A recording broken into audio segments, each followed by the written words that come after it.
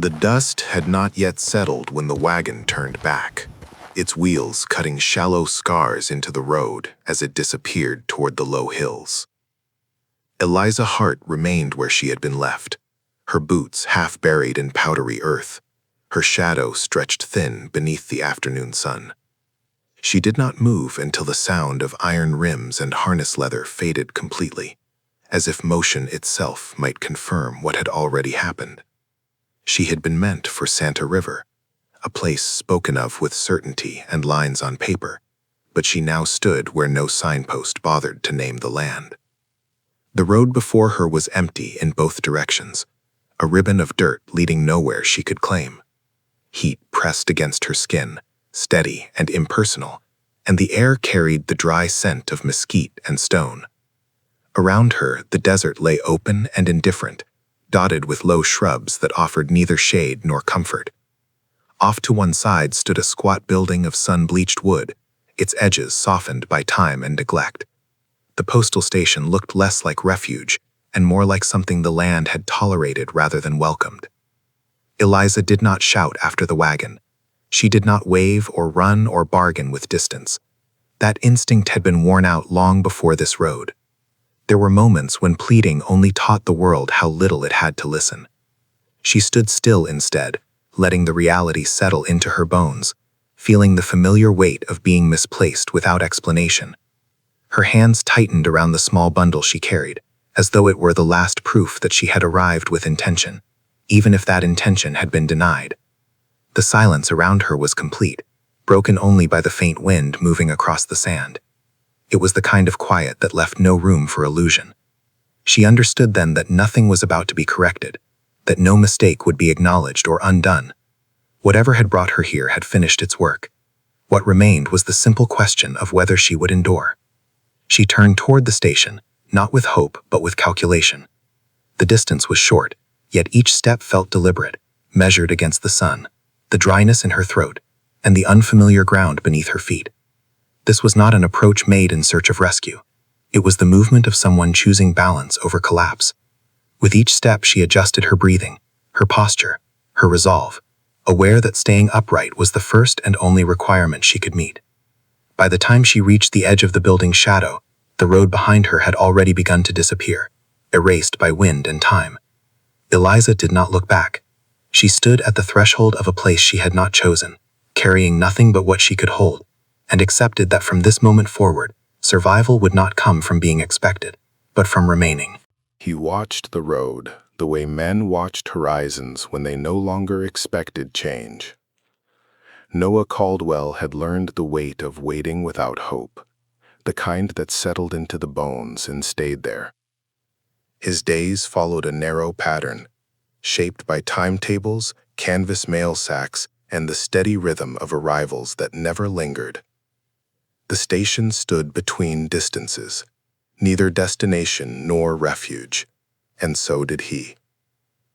Nothing in his life asked for explanation, and nothing invited interruption. When she appeared, it did not feel like an event, only an adjustment to reality.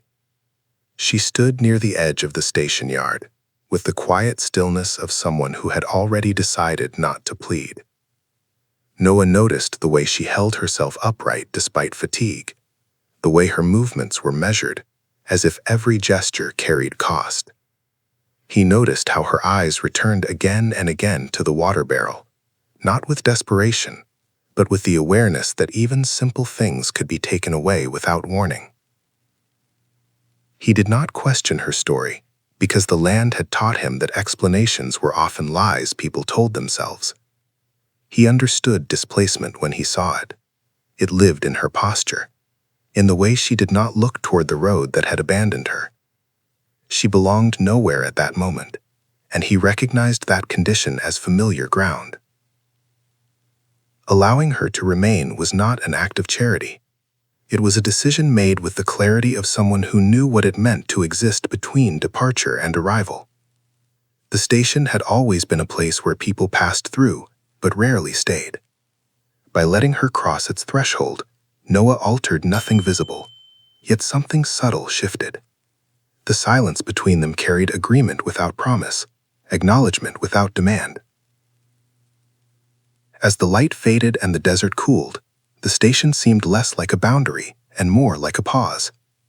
Two lives, each shaped by absence, now occupied the same narrow space. Neither of them named it, but the understanding settled quietly, like dust after a long road, marking the beginning of something neither had planned, yet both would carry forward.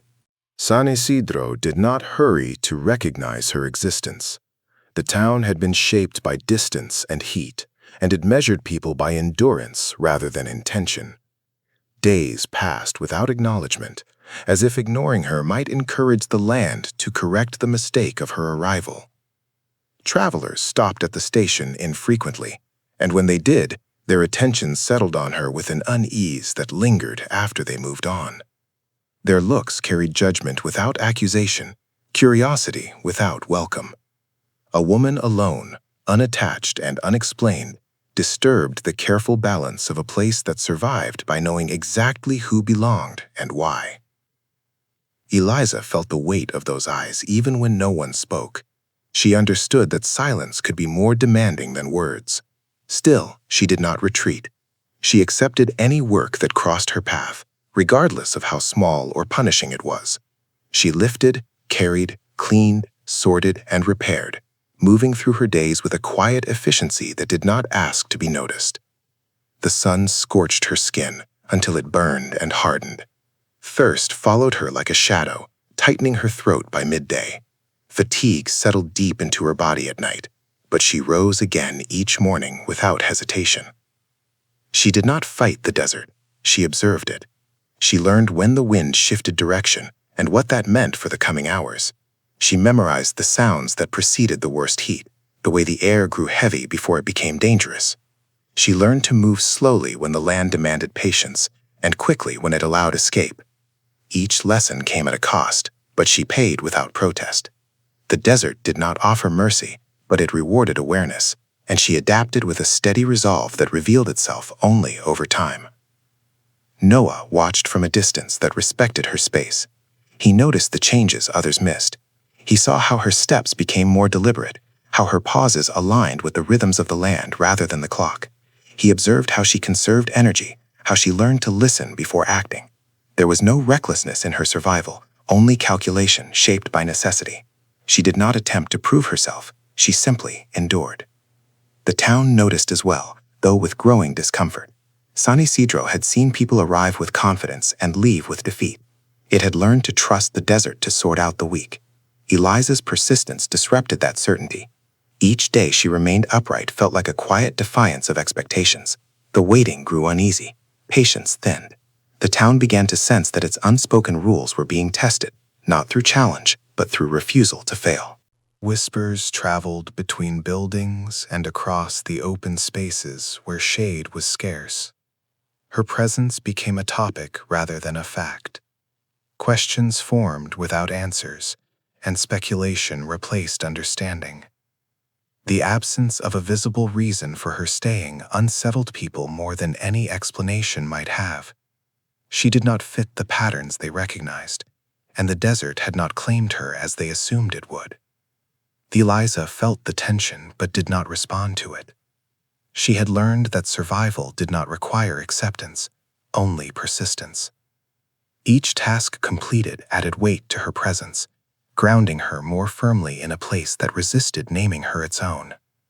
She did not seek approval, she sought balance, learning how to exist without inviting the land to push back harder than necessary. As days stretched into weeks, irritation replaced suspicion. The town had waited for collapse, for a visible breaking point that would justify its expectations. None came. The desert continued its relentless tests, and she continued to pass them quietly.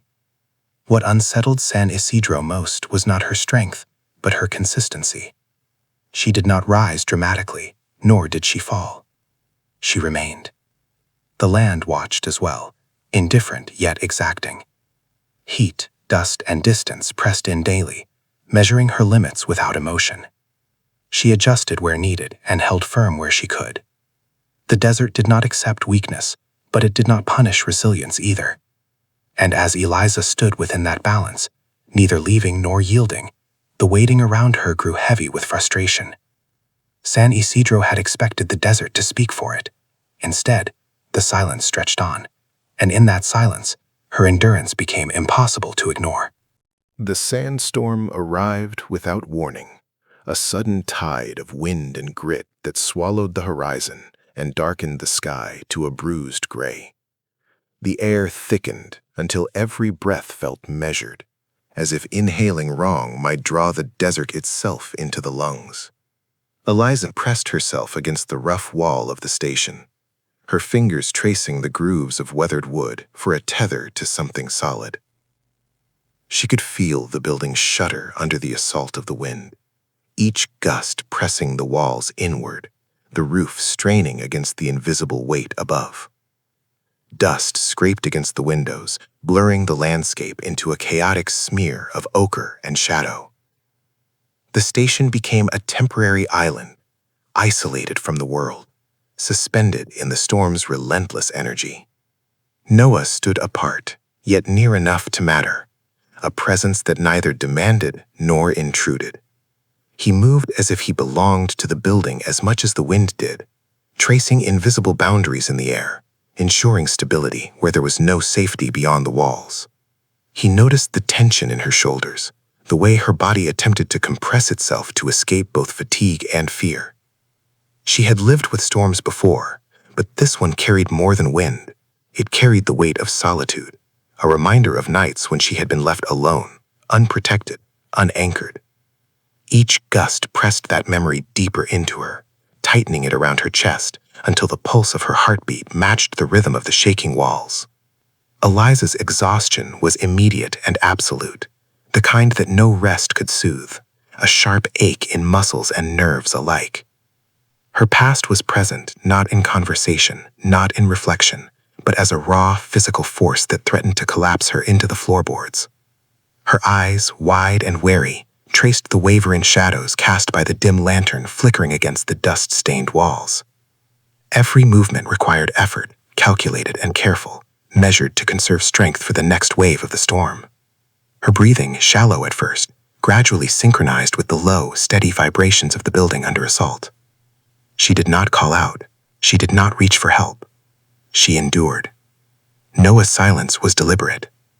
He did not approach to shield her, nor did he retreat.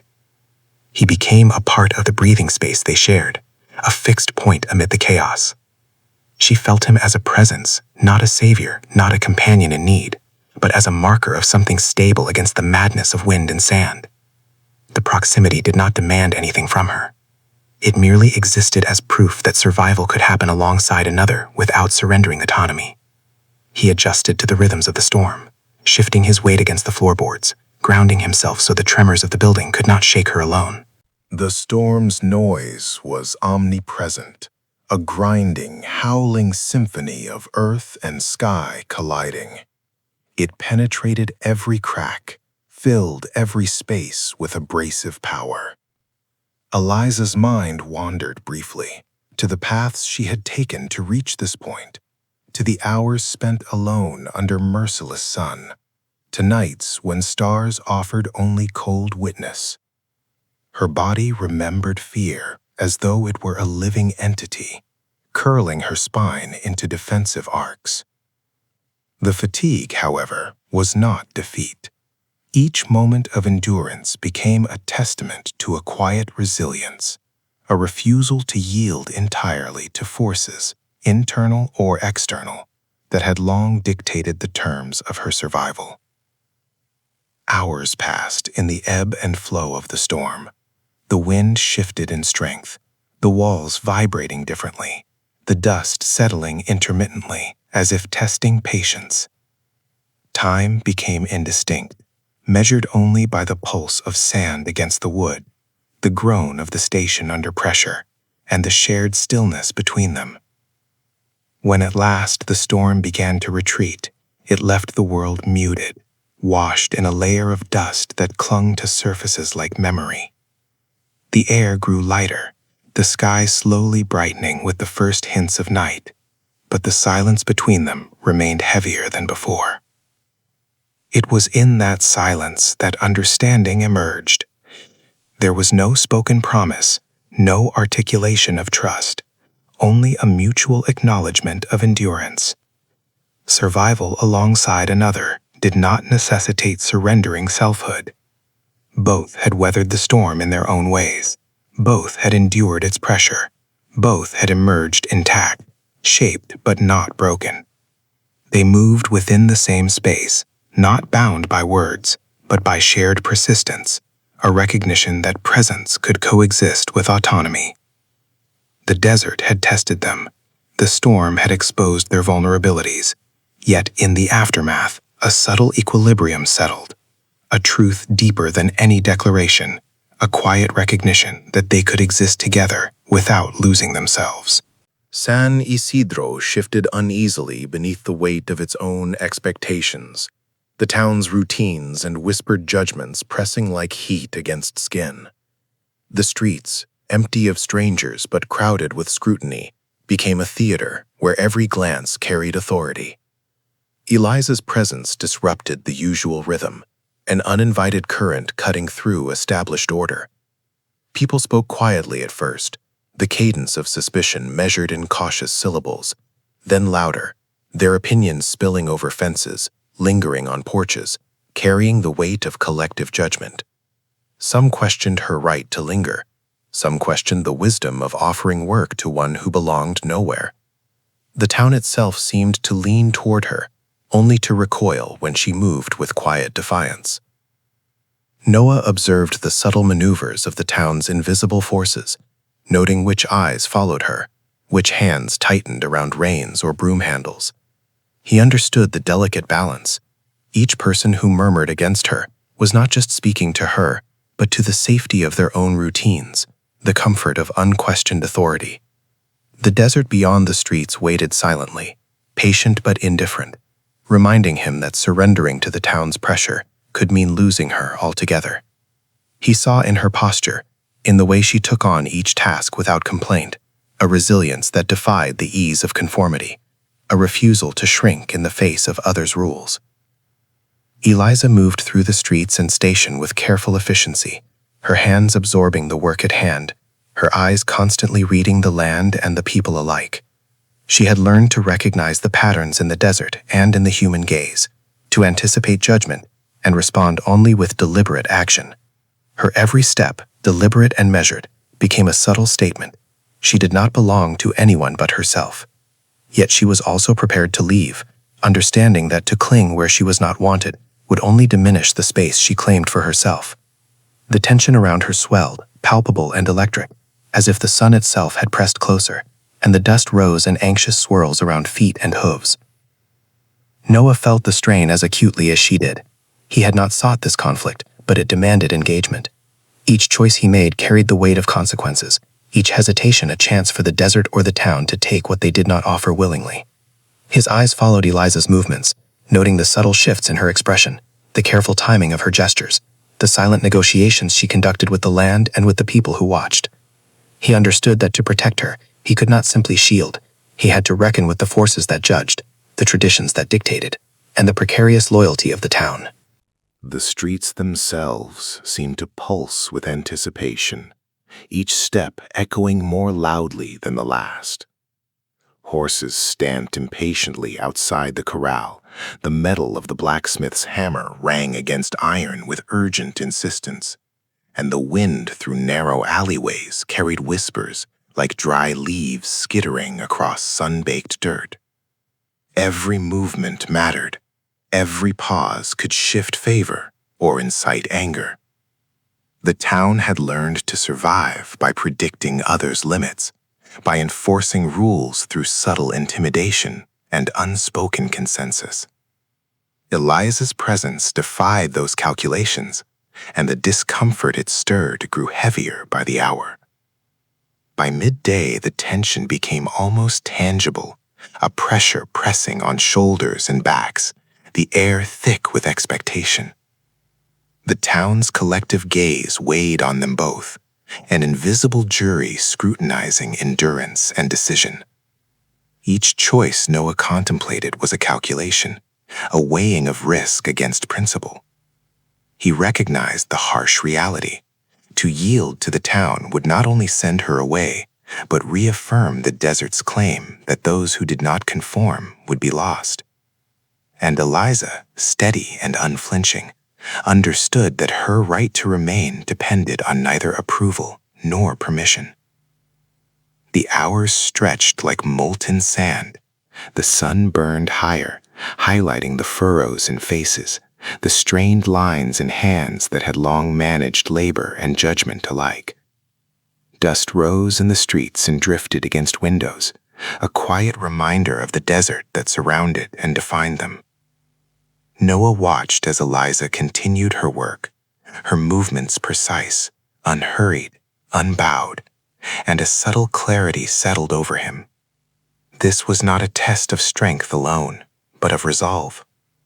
The town might debate, the desert might wait, but she would endure if she chose to, and he would endure with her. By the day's end, nothing had broken, and yet everything had shifted imperceptibly. The collective scrutiny had been met with quiet resistance, not in defiance, but in steadfast presence. Each observer had felt the weight of a choice they could not dictate. Noah understood that this was a place where decisions were made for others. Yet here, in the subtle standoff between desert, town, and human will, he and Eliza had carved a space immune to judgment.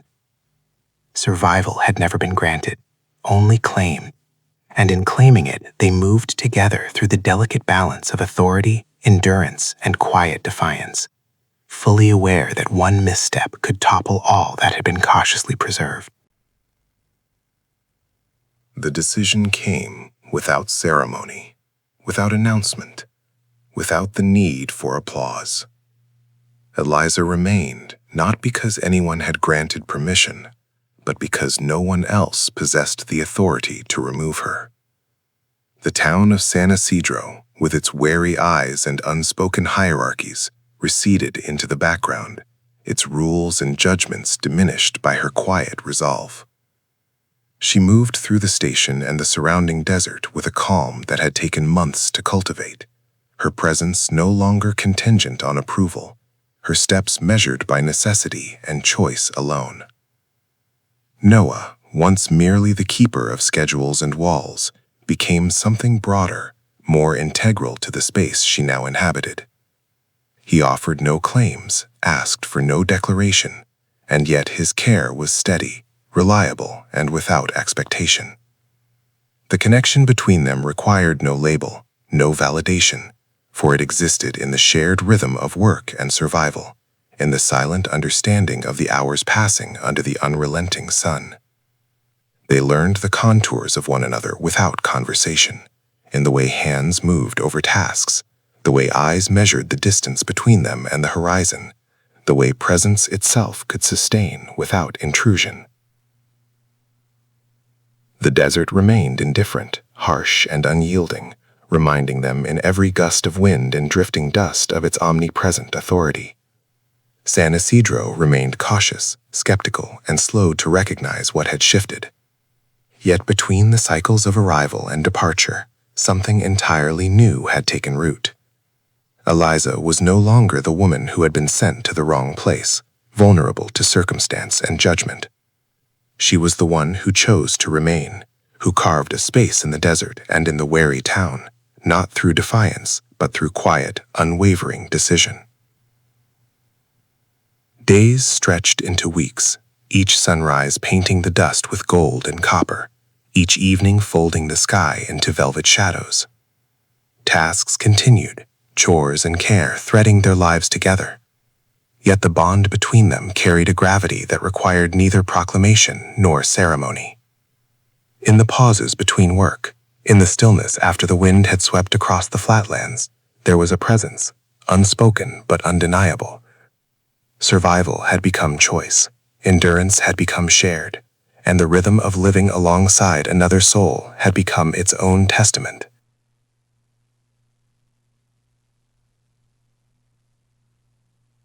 Eliza moved with deliberate ease through the spaces she now claimed, tending to the station, observing the desert, attending to necessities with a clarity born of freedom and resolve. Noah remained close but unintrusive, the watchful shadow that had always been steady, now part of a mutual understanding. They did not need to speak the words that might reduce meaning to language, for every action, every gesture, every glance carried significance. The desert could still be cruel, the town still slow to welcome, yet neither could erase what had been claimed in silence and perseverance. And in the quiet certainty of remaining by her own decision, Eliza felt the depth of choice and strength. She had become rooted not because of others' acceptance, but because of her own determination. The world might continue to test them, storms might rise, and the desert might demand its reckoning, but the place they had shaped together could not be taken. Here, in the space between arrival and departure, they had discovered a measure of autonomy and trust that needed no witness. This was a place defined not by rules imposed or judgments passed, but by the quiet assertion of presence and the deliberate embrace of shared life. The station, the town, and the desert had been transformed not through confrontation, but through the resilience of a woman who refused to be displaced, and a man who chose to remain part of her world. They moved forward, not as owners of the land or each other, but as companions in the act of survival and decision, bound by deeds rather than declaration, by constancy rather than command. If you felt the pull of quiet strength and the enduring rhythm of the frontier, subscribe to Dust and Devotion Tales for more stories of choice, resilience, and the slow burn of lives intertwined against the odds.